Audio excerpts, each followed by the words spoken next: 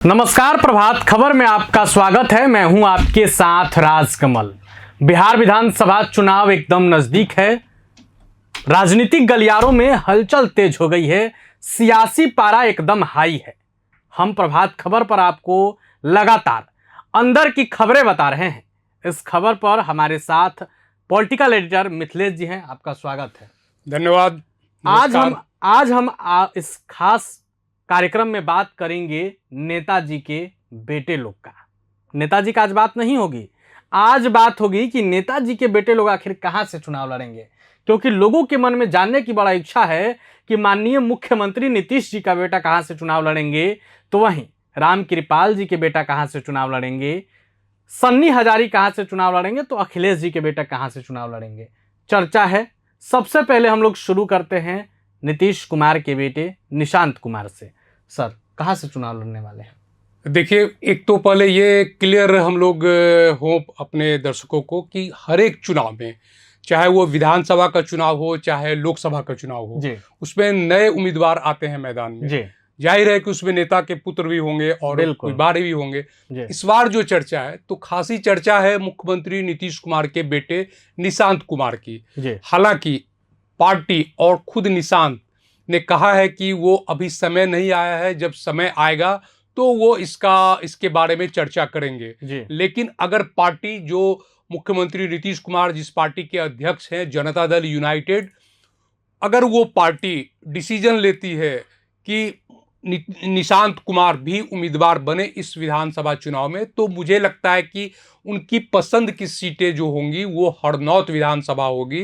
और हरनौत विधानसभा से ही मुख्यमंत्री नीतीश कुमार पहली बार 1985 में विधायक बने थे। तो ये सीट जो है वो निशांत कुमार की सीट हो सकती है, लेकिन जब वो चुनाव लड़ने को तैयार हो तब। कई नाम इसमें है जिसमें कई नेताजी की बेटी लोग का भी नाम आ रहा है, उस पर भी हम चर्चा करेंगे। लेकिन पहले चलते हैं पाटलिपुत्रा के पूर्व सांसद रामकृपाल यादव के घर। उनके बेटे की भी चर्चा तेज हो गई है। नहीं, बिल्कुल, पिता जिस प्रोफेशन में है तो निश्चित रूप से बेटे की भी लालसा, इच्छा और चाहत होती है कि वो भी राजनीति में आए और सक्रिय भी रहे हैं। तो रामकृपाल यादव जी के भी बेटे सक्रिय हैं। ये निश्चित लग रहा है कि वो एनडीए के किसी घटक दल से ही उम्मीदवार होंगे। भारतीय जनता पार्टी हो तो बहुत अच्छा, नहीं तो फिर और भी जो घटक दल हैं। तो ये अभी तस्वीर पूरी तरह साफ नहीं है कि वो किस सीट से उम्मीदवार होंगे, लेकिन लगता है कि वो चुनाव लड़ेंगे और उनके पिता की भी सहमति होगी उसमें।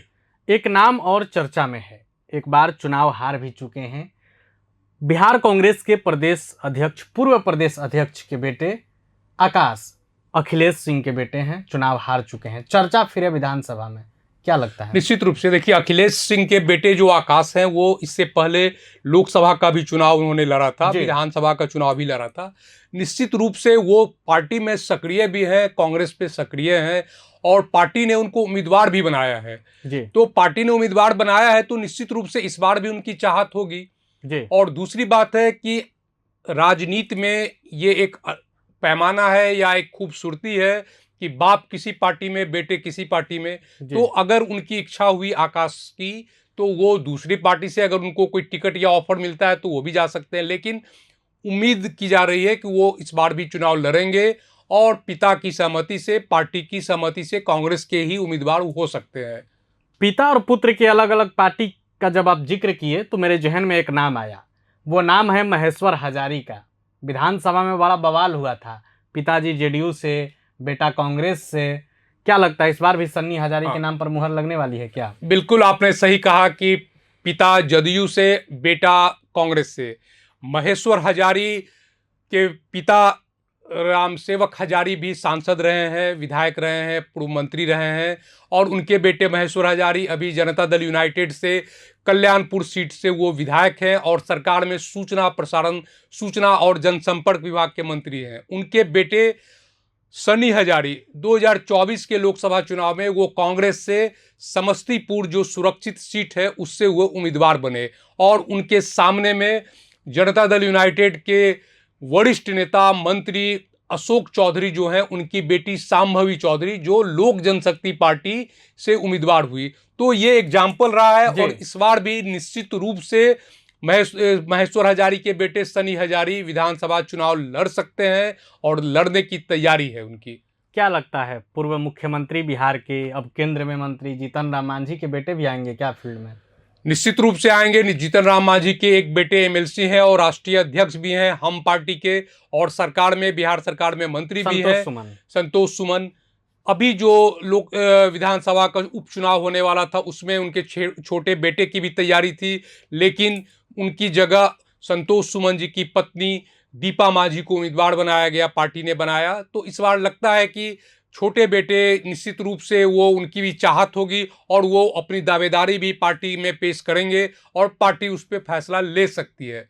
राजनीति में तो बने रहना हर कोई चाहता है, लेकिन धीरे धीरे पशुपति पारस का किनारा लग रहा है। लेकिन क्या लग रहा है, बेटे को सक्रिय करेंगे राजनीति में? देखिए, मेरे पास जो सूचना है, जो जानकारी है राजकमल, पशुपति कुमार पारस अपने बेटे को चुनाव मैदान में उतारना चाहते हैं। उनकी पारंपरिक सीट अलौली है, खगड़िया जिले का, तो वहां से वो यश राज, उनके बेटे का नाम है, वो चुनाव मैदान में उतर सकते हैं।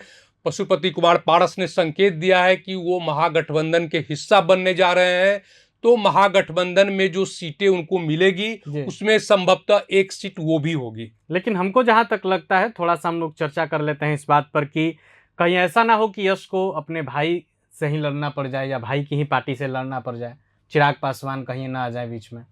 देखिए, राजनीति तो संभावनाओं का खेल है। राजनीति में अंतिम समय तक, जैसे क्रिकेट में अंतिम समय तक दिलचस्पी बनी रहती है, उसी तरह राजनीति में गुंजाइश है अंतिम समय तक इधर से उधर होने का। तो हो सकता है आपकी बातें सही हो, सूचना सही हो, लेकिन इतना तो तय है कि यश राज चुनाव मैदान में उतरेंगे, पार्टी उनकी जो भी हो। ऐसे पिता की पार्टी तो उनके साथ है ही। सांसद के बेटे उपचुनाव में हार गए थे, आरजेडी से सांसद है सुरेंद्र यादव, क्या लगता है बेटे को इस बार पारी खिलाएंगे? निश्चित रूप से पार्टी के सामने भी उनके विश्वनाथ यादव के अलावा कोई दूसरा विकल्प सामने नहीं दिखता है। और सुरेंद्र यादव करीब 7 बार के वो जीते हुए विधायक रहे हैं वहाँ से। इस बार वो सांसद बने 2024 में, निश्चित रूप से वहाँ पे उस सीट पे उनके बेटे ही उम्मीदवार होंगे और इस बार वो पूरी दमखम के साथ लड़ेंगे। बाहुबली के बेटे भी चुनाव में रहेंगे ही, वर्तमान में विधायक हैं चेतन आनंद।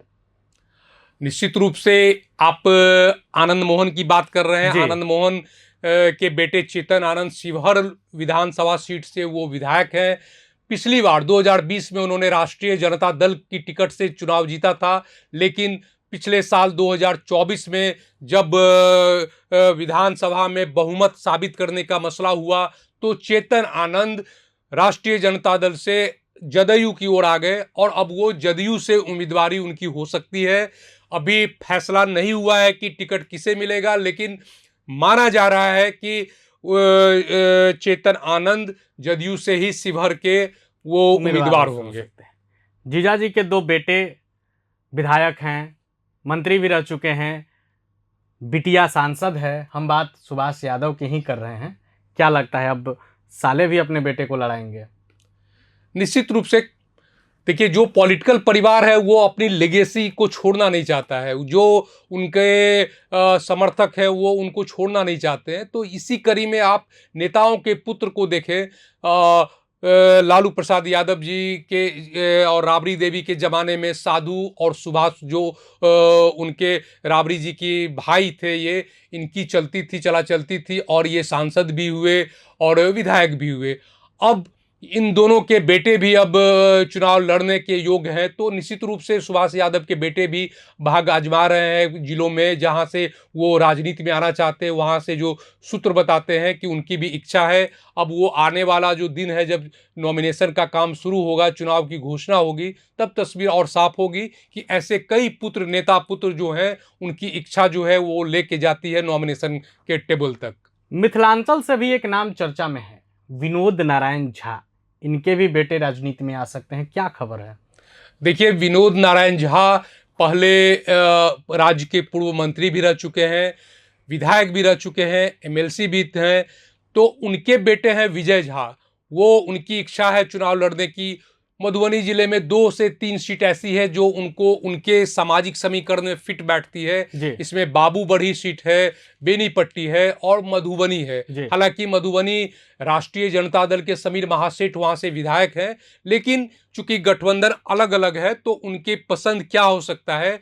विनोद नारायण झा पहली बार जो विधायक बने तो पंडौल विधानसभा सीट से, जो अब मधुबनी विधानसभा का पार्ट है, पंडौल डिलिमिटेशन में परिसीमन में हट गया, तो उनकी पसंद मधुबनी भी हो सकती है बनिस्पत पार्टी भारतीय जनता पार्टी उनको टिकट दे तब।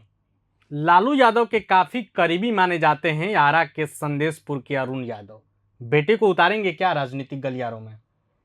देखिए, अरुण यादव पहले विधायक रह चुके हैं, लेकिन कई सारे मामले उनके खिलाफ चल रहे हैं, तो उनकी पत्नी विधायक हुई। अब उनके बेटे के नाम की भी चर्चा है कि वो भी संदेश से उम्मीदवार हो सकते हैं। तो पार्टी को तय करना है, चूंकि परिवार वो उस सीट पे उनके ही परिवार का कब्जा रहा है पिछले कई चुनावों से, तो निश्चित रूप से वो चाहेंगे कि इस पे उनके परिवार का ही दखल रहे। और वो पार्टी में हमारी जो सूचना है उनकी ओर से पहल भी हुई है, तो पार्टी के राष्ट्रीय अध्यक्ष जो लालू प्रसाद हैं, लालू प्रसाद जी को निर्णय लेना है कि उस सीट से, संदेश की सीट से कौन सा उम्मीदवार होगा।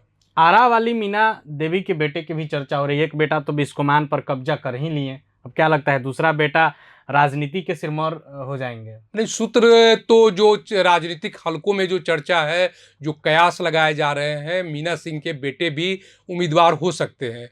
चूंकि ये चुनाव का मौसम है तो हर घर में चुनाव की चर्चा है, खासकर राजनीतिक परिवार में जिनका 24 घंटे पॉलिटिक्स में ही समय बीतता है, तो वो कोई मौका नहीं छोड़ना चाहेंगे। उनके घर के बच्चे अगर बड़े हो रहे हैं तो निश्चित रूप से उनकी नज़र चुनाव पे है, और ऐसे कई उम्मीदवार, ऐसे कई नेता पुत्र आपको जल्द ही सामने दिखेंगे। उनमें मीना सिंह के भी बेटे शामिल हैं। हम लोग तो अब तक बेटों की बात कर रहे थे, लेकिन अब राजनीति में नेताजी लोग के बिटिया का भी दबदबा बन रहा है। बीना देवी की बिटिया का चर्चा चल रहा है, क्या है पूरी खबर? नहीं, बीना देवी खुद सांसद हैं वैशाली सीट से, लोक जनशक्ति पार्टी रामविलास जिसके अध्यक्ष चिराग पासवान हैं। इसके पहले वो लोक जनशक्ति पार्टी से भी सांसद रहीं।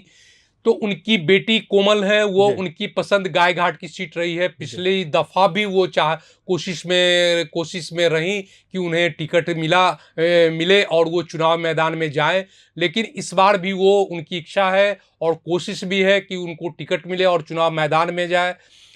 इसी कड़ी में मैं एक और नाम आपको जोड़ दूं, जो मधुबनी का झंझारपुर सीट है, वहाँ से बिंदु गुलाब यादव, जो गुलाब यादव पूर्व विधायक की बेटी हैं और अभी जिला परिषद मधुबनी की अध्यक्ष है, तो वो वीआईपी में शामिल हुई हैं मुकेश सहनी की पार्टी में। तो निश्चित रूप से माना जा रहा है कि वो झंझारपुर विधानसभा सीट से महागठबंधन की टिकट की उम्मीदवार होंगी और वीआईपी के टिकट से वो उनका नामांकन होगा। चर्चा काफी तेज है बिंदु को लेकर के। बिल्कुल। बहरहाल अब देखना होगा कि हमारी बात, हमारी समझ कहाँ तक सही होती है, कितना गलत होता है। खैर वो तो राजनीतिक बात है, कभी भी उथल पुथल होती है, फेरबदल होते रहते हैं।